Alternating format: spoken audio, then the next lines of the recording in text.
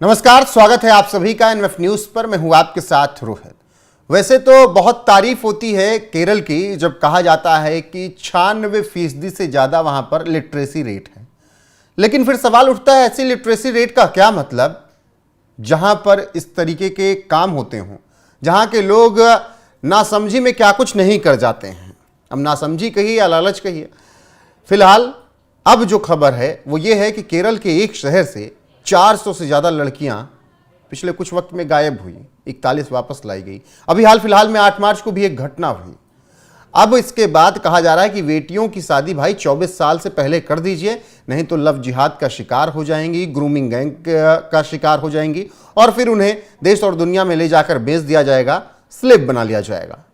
पंकज जी, केरल में जो कुछ भी हो रहा है वो नया तो नहीं है, लेकिन कितना खतरनाक हो गया है पहले से अब। नहीं, पीसी जॉर्ज साहब हैं, 7 बार के विधायक रहे हैं पहले और बहुत सीनियर और सम्मानित नेता माने जाते रहे हैं।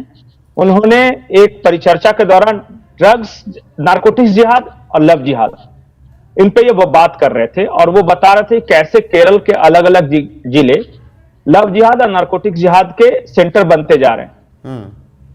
रोहित, क्या आपको पता है कि भारत में आईएसआईएस का सबसे बड़ा रिक्रूटमेंट सेंटर कहां है? जी, केरल के मल्लापुरम जिले में सबसे ज्यादा। और बकायदा आया था एक बार पूरी तस्वीर की 27 के 27 लोग कैसे गए थे आईएसआई से लड़ने और केरल के रहने वाले वो लोग थे और एक एक करके सारे एलिमिनेट कर दिए गए।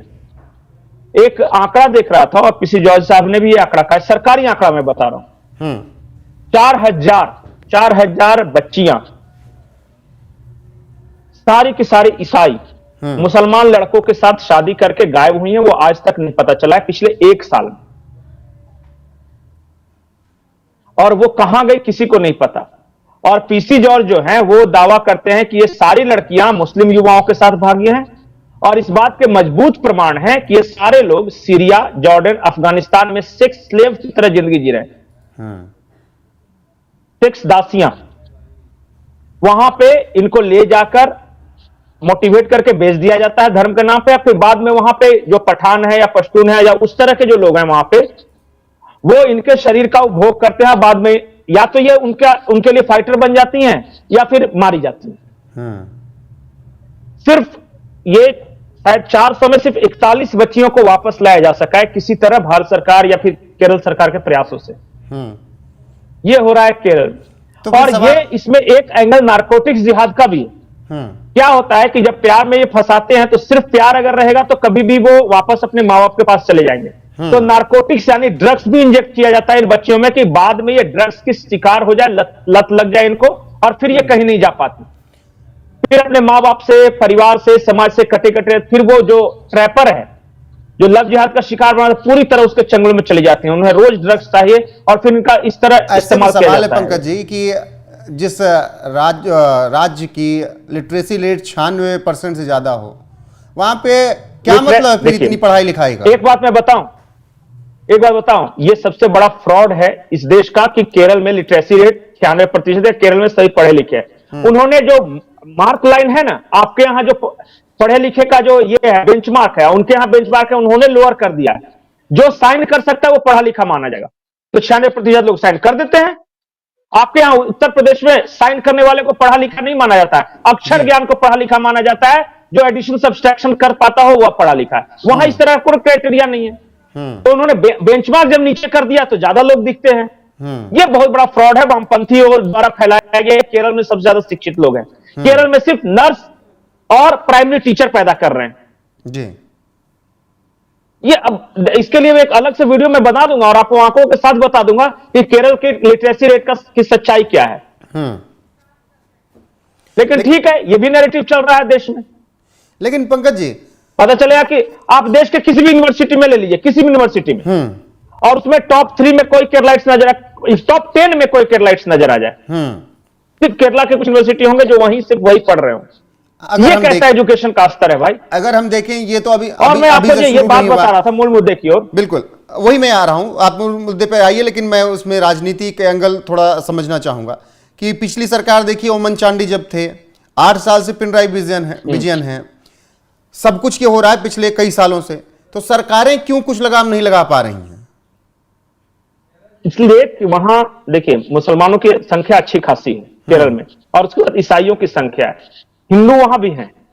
यही 3 भाग में केरल की कुल जनता, जो हिंदू वहां के हैं वो सेकुलर है, वामपंथी बहुत सारे लोग हैं। ठीक। तो इनका वोट अपनी अपनी पार्टियों में फिक्स है। मुस्लिम वोटों के लिए सबसे ज्यादा लड़ाई वहां चल रही है, और इसलिए कोई भी गठबंधन उनको नाराज नहीं करना चाहता। और तो और इस तरह भगाने वाले या इस तरह जो एजेंट्स वहां मौजूद हैं, उनको सरकारी और आधिकारिक संरक्षण प्राप्त है भाई। जो लव जिहाद का शिकार बनाते, वो जो पूरा ग्रूमिंग गैंग जो वहां मौजूद है वो जी।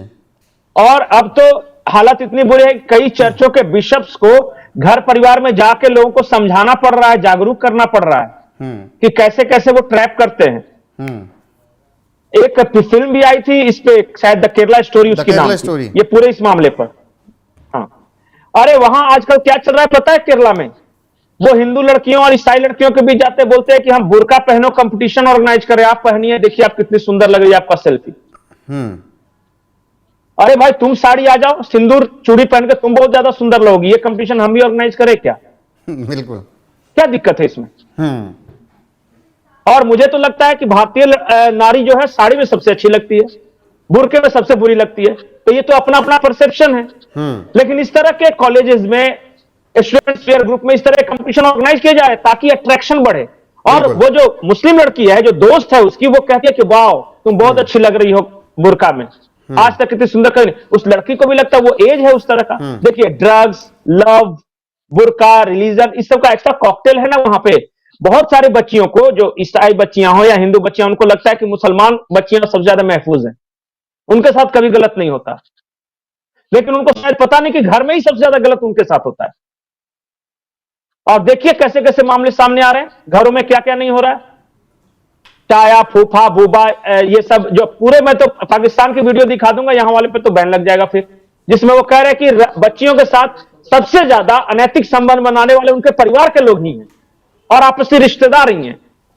पर ये बात वो बताते नहीं है कि सिर्फ नाम ही बेगम है, बाकी सिर्फ गम ही गम है।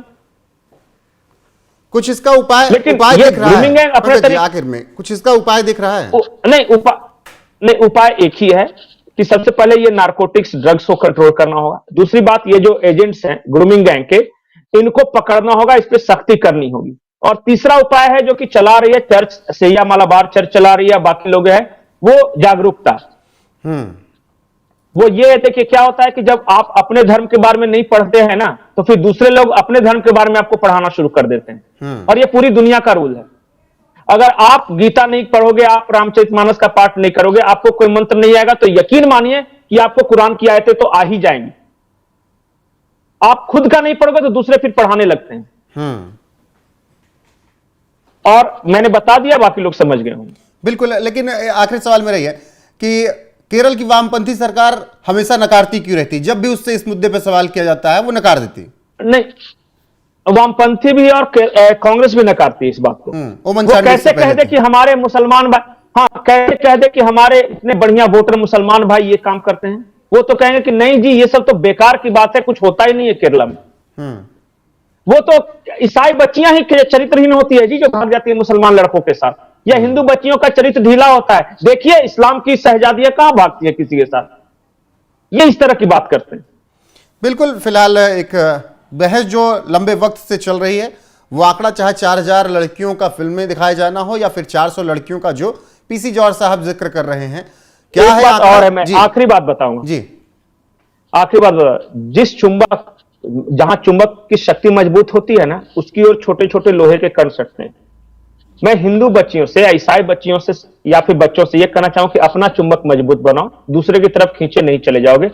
ऐसी कैपेसिटी डेवलप करो कि दूसरे तुम्हारी तरफ खींचते चले आए। ठीक है। और ये खुद अपने आप में अंदर स्ट्रॉन्ग फीलिंग्स या फिर ये करोगे ना, संस्कार पैदा करने से होगा। बिल्कुल, चाहे बात 4000 लड़कियों की हो, 400 लड़कियों की हो, या 4 लड़की की हो या 1 लड़की की हो, अगर ऐसा कुछ भी चल रहा है तो उस पर रोक लगनी चाहिए। बहस अभी बहुत लंबी है, आगे और डरावने खुलासे हो सकते हैं, लेकिन जिस तरीके से पीसी जॉर्ज ने इन बातों का जिक्र किया है, उसने तो ये बता दिया है कि केरल में बहुत गंभीर समस्याएं हैं। उन समस्याओं से केंद्र को भी निपटना होगा और वहां के लोगों को खासकर निपटना होगा। फिलहाल इस चर्चा में जुड़ने के लिए आपका बहुत बहुत शुक्रिया। बने रहिए हमारे साथ। नमस्कार।